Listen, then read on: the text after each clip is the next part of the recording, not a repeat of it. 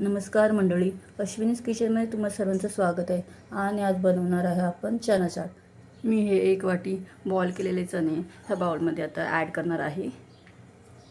त्यानंतर मी त्याच्यामध्ये 1 वाटी कांदा बारीक चिरलेला टाकणार आहे.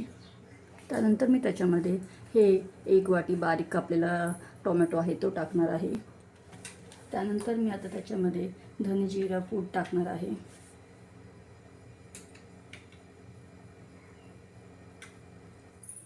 त्यानंतर मी त्याच्यामध्ये 1 चमचा चाट मसाला टाकणार आहे.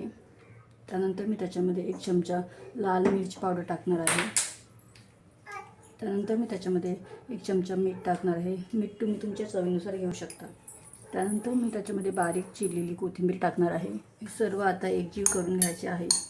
आता हे आपलं हाय प्रोटीन सॅलड बिना तेलाचं रेडी झालं आहे.